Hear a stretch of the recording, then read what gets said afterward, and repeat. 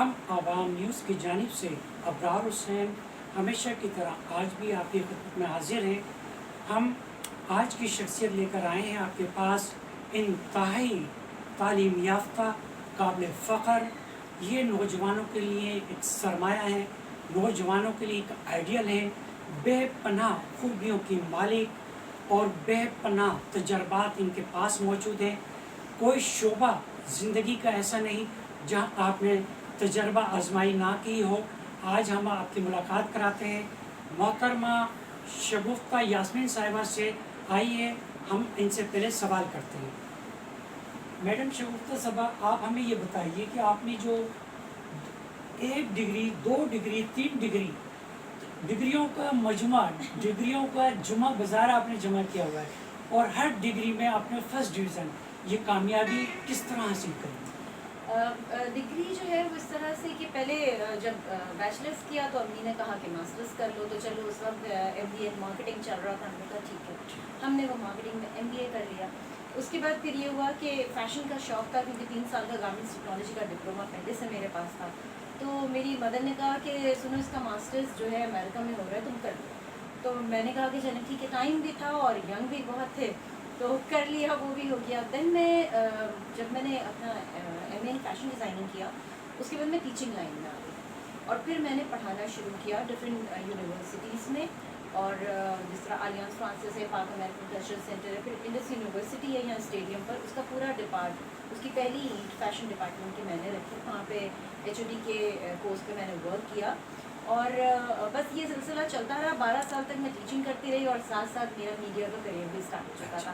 اچھا میڈم، آپ ہمیں یہ بتائیے کہ جو آپ نے ٹیچنگ کی، کون سا سبجیکٹ آپ نے پڑھایا؟ میں فیشن پڑھاتی تھی، فیشن کے شارٹ کورسز کرواتی تھی، پھر میں نے یہاں پہ فیشن کا ڈپارٹ بنایا، تو وہاں پہ as a head of the department سارا کریکولم جو تھا وہ سارا میں نے ڈیزائن کیا، اور آج بھی یونیورسٹی چل رہی ہے، وہ میری فزیبلٹی بنائی ہوئی ہے جس پہ چل رہی ہے، اور ویسے میں مارکیٹنگ اور مینجمنٹ بھی اسٹوڈنٹس کو جو پڑھاتی ہوں۔ فیشن جو ڈیزائننگ آپ کرتی ہیں وہ لیڈیز کے وہ ہوتے ہیں لباس ہوتے ہیں یا بچوں کے یا جینٹس کے؟ نہیں، فیمیل کے لیے میں نے کافی کام کیا تھا۔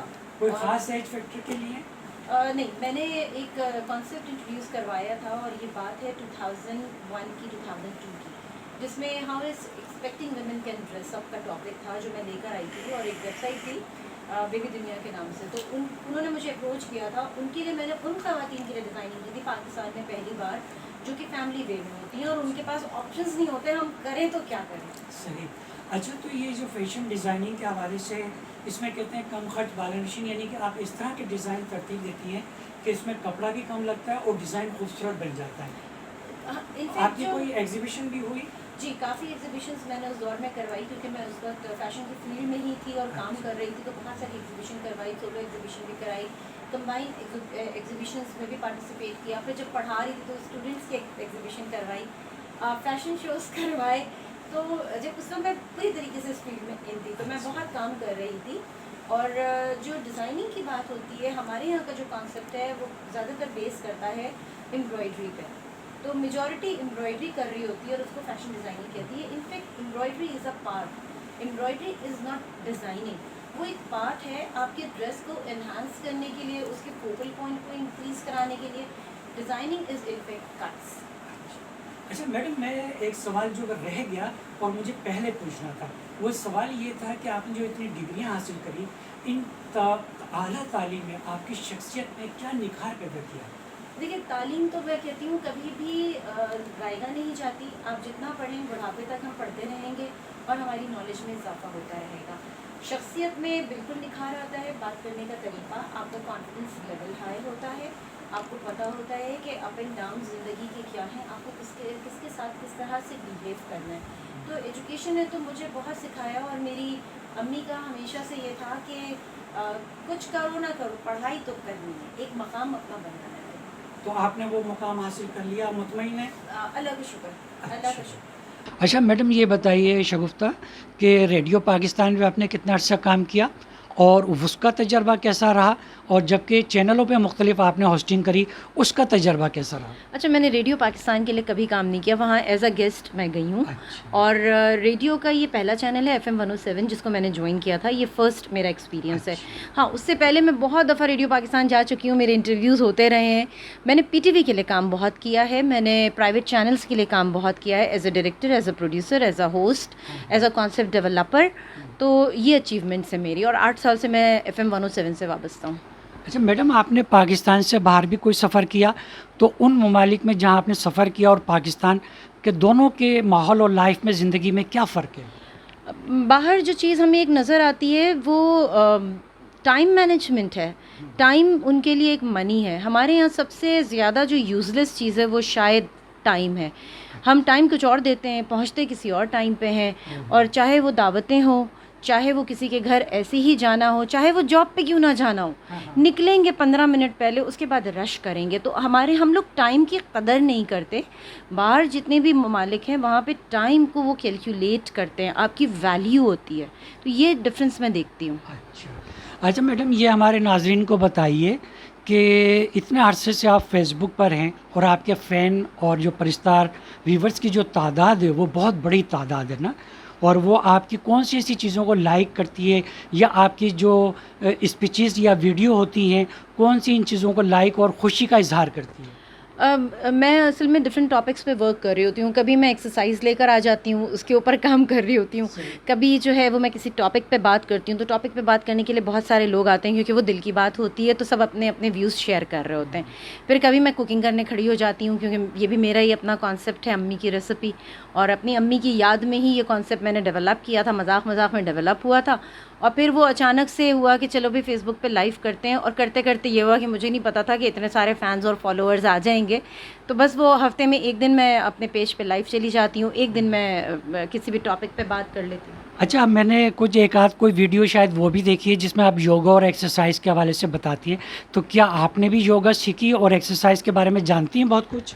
میں ایک زمانے میں ماڈلنگ کیا کرتی تھی، تو میں ورک آؤٹ بہت ٹف ورک آؤٹ کرتی تھی.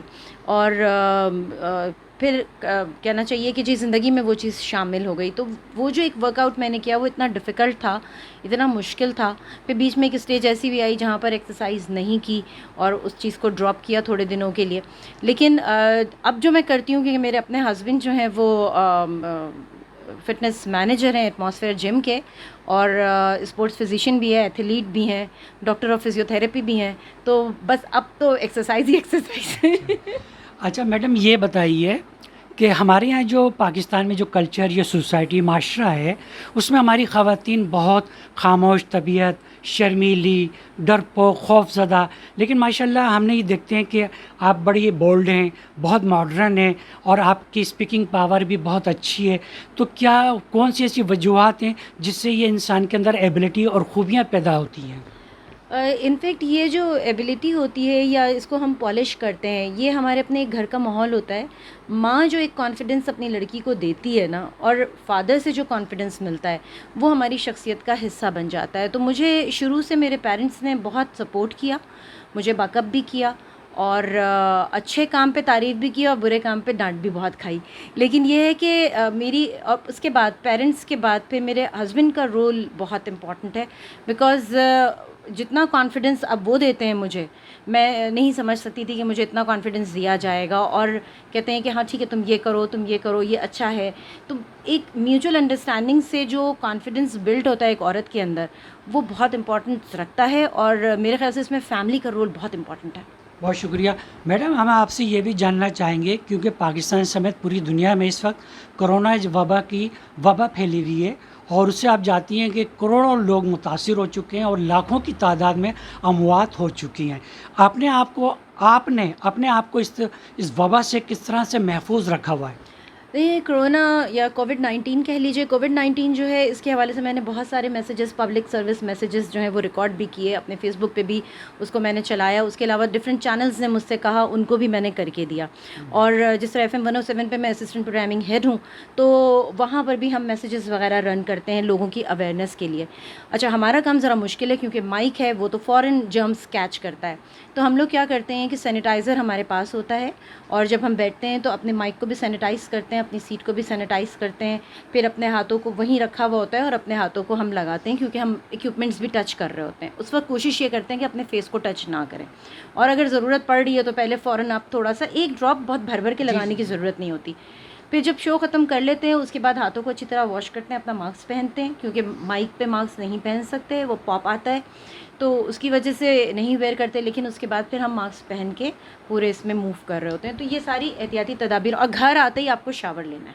Very good. اچھا میڈم یہ بتائیے کہ ایس او پی کیا چیز ہے اور اس پہ عمل کرنے سے لوگوں کو کیا فائدہ ہے؟ لوگ اس کو غیر ضروری سمجھتے ہیں. دیکھیں ایس او پیز جو ہوتی ہیں وہ تو آپ کے لیے بہت امپورٹنٹ ہوتی ہے. غیر ضروری کیسے ہو سکتی ہے؟ وہ کسی چیز کو رن کرنے کے لیے, کسی آرگنائزیشن کو رن کرنے کے لیے بہت ضروری ہے. کیونکہ اگر آپ ان تمام چیزوں کو فالو نہیں کریں گے, جس طرح سے آرگنائزیشن کو کہا جا رہا ہے کہ چلیں ٹھیک ہے آپ کو ہم ابھی اوپن کرنے کی اجازت دیتے ہیں, آپ کو تمام ایس او پیز جو کہ گورنمنٹ آپ کو کہہ رہی ہے وہ آپ کو فالو کرنا ہے. اگر وہ فالو نہیں کرتے تو پھر کرونا کے کیسز بڑھیں گے, کرونا کے کیسز بڑھیں گے اور مشکلات میں اضافہ ہوگا. وہ لوگ جتنے لوگوں سے مل رہے ہیں وہ یہ چیز ملٹیپلائی ہوتی ہے. It's very dangerous. تو آپ تمام چیزیں کریں, ایس او پیز کے ساتھ کریں. اگر پارلر بھی کھل رہے ہیں تو تمام ایس او پیز کو نظر میں رکھ کے پھر اس چیز کو آپ کرتے ہیں تو پرابلم نہیں ہوتی. اچھا میڈم, آپ بہت ساری خوبیوں کے مالک ہیں ماشاء اللہ. اللہ تعالیٰ آپ کو بہت اور مزید کامیابی دے. تو میں یہ جاننا چاہوں گا اور ہمارے ناظرین بھی یہ جاننا چاہیں گے کہ آپ اپنے ہسبینڈ اور فیملی ممبر دوسروں کو کس طرح سے خوش رکھتی ہیں؟ سب سے اچھی بات یہ ہوتی ہے کہ آپ انڈرسٹینڈ کریں. آپ کی ڈیمانڈز بہت بڑی نہیں ہونی چاہیے, اور جب بہت زیادہ بڑی بڑی ڈیمانڈز ہوتی ہیں نا تو وہاں پہ رشتے چل نہیں پا رہے ہوتے ہیں. جب رشتہ نبھانا ہوتا ہے تو بہت ساری چیزوں کو سمجھنا پڑتا ہے, سمجھ کے اس حساب سے کام کرنا پڑتا ہے, اور ڈیمانڈنگ نہیں ہونا چاہیے. کیئرنگ ضرور بنے, ڈیمانڈنگ نہیں بنے. اچھا میڈم, آپ یہ ساری چیزوں کے لیے آفس بھی آپ جوائن کیا ہوا ہے, آپ آفس میں بھی کام کرتی ہیں, گھر پہ بھی. تو اگر ہسبینڈ کوئی فرمائش کریں کہ ہمیں باہر آؤٹنگ کے لیے جانا ہے, شاپنگ کے لیے جانا ہے, تو کیا آپ ان کو برابر ٹائم دے پاتی ہیں؟ مزے کی بات یہ ہے کہ میرے ہسبینڈ مجھ سے زیادہ بزی ہوتے ہیں, تو وہ اکثر و بیشتر 11 بج جاتے ہیں آتے آتے. میں تو پھر 6 بجے تک گھر آ جاتی ہوں. تو ہمارا جو گھومنے پھرنے کا ٹائم ہوتا ہے وہ سیٹرڈے ہوتا ہے, یا پھر ہم سنڈے کو کہیں نکل جاتے ہیں. اس کے علاوہ تو ہم دونوں ہی بزی ہوتے ہیں, تو ہماری رات میں ہی ملاقات ہوتی ہے. کھانے پر, ہاں کھانا 8 سال میری شادی کو ہونے والے ماشاء اللہ سے, کھانا کبھی میں نے اپنے ہسبینڈ کے بغیر نہیں کھایا اور انہوں نے بھی نہیں کھایا. بہت اچھی بات ہے. یہ ایک اور بات بتائیے ہمارے ناظرین کو کہ آپ کی جو ہابیز کیا کیا ہیں؟ میری تو جو ہابی ہے اس کو تو میں نے پروفیشن بنا لیا. بولنا میری ہابی ہے, اب وہ میرا پروفیشن ہے. کیونکہ کہتے ہیں کہ میں بچپن سے کافی باتیں کیا کرتی تھی بہت, لیکن میں تنگ نہیں کرتی تھی. باتیں کرتی تھی, کام کی باتیں کرتی تھی. باتیں تو بہت سارے لوگ کرتے ہیں, لیکن ایک ہوتی ہے بے مقصد, ایک ہوتا ہے با مقصد. تو با مقصد گفتگو ہوا کرتی تھی اور بولنے کا انداز بھی اچھا تھا. تو پھر ایسا نہیں تھا کہ مجھے لوگ کہتے تھے کہ تم آر جے بن جاؤ, تم ایسا کرو, تم ہوسٹ بن جاؤ. ایسا کچھ بھی نہیں تھا. میرے پیرنٹس سے کبھی نہیں چاہا کہ میں ہوسٹ بنوں. میں ایکسیڈنٹلی فیلڈ میں آ گئی, اور یہی میرا بولنے کا شوق تھا. کیونکہ بچپن میں گڑیا کو پڑھایا کرتی تھی. اپنی 4-5 گڑیوں کو بٹھا کے نا, تو میں اس پہ بورڈ پہ لکھا کرتی تھی, پڑھاتی تھی. تو وہ ٹیچنگ بھی ایک میری ہابی تھی, وہ پروفیشن بن گیا. پھر اس کے بعد بولنا ایک ہابی تھی, تو وہ پروفیشن بن گیا. کوکنگ میری ایک ہابی ہے.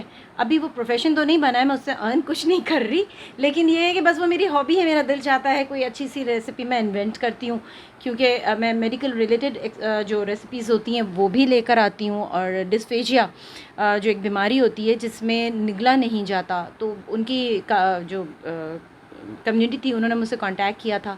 ایشیا میں پہلی ہوں جس نے اس مرض کے لیے فوڈ پریپیئر کیا. اچھا میڈم, پاکستان ہماری جان, پاکستان ہماری پہچان.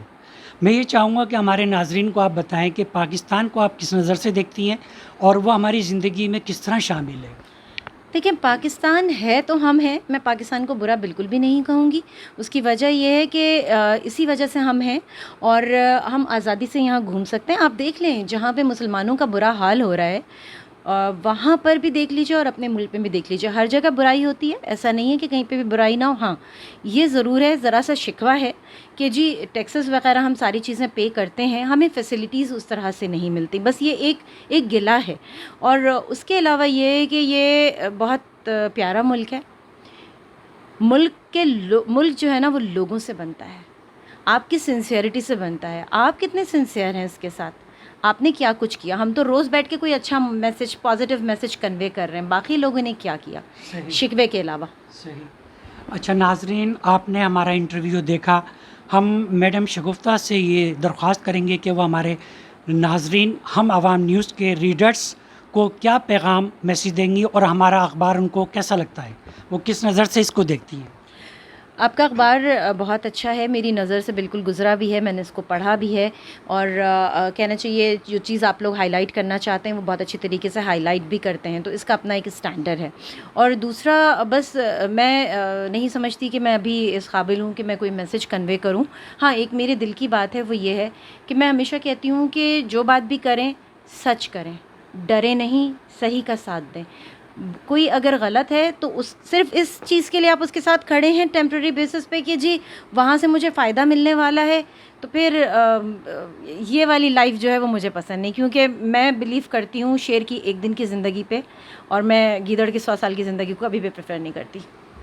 بہت شکریہ میڈم شگفتہ, آپ کا انٹرویو ہم نے دیکھا, آپ سے باتیں کری, آپ نے دل کھول کر ہر موضوع پر بڑے اچھے انداز میں اپنے خیالات کا اظہار کیا. ہمیں بہت خوشی ہوئی. ہمیں امید ہے کہ ہمارے ناظرین کو بھی یہ انٹرویو پسند آیا ہوگا. ہم اپنے ناظرین سے درخواست کریں گے کہ ہمارے یوٹیوب پر ہم عوام نیوز کراچی کو سبسکرائب کریں, لائک کریں, شیئر کریں. اس کے ساتھ میں اجازت چاہوں گا ابرار حسین, اعجاز الدین اور محمد علی شیخ کے ساتھ آئندہ کے انٹرویو کے لیے. اللہ حافظ.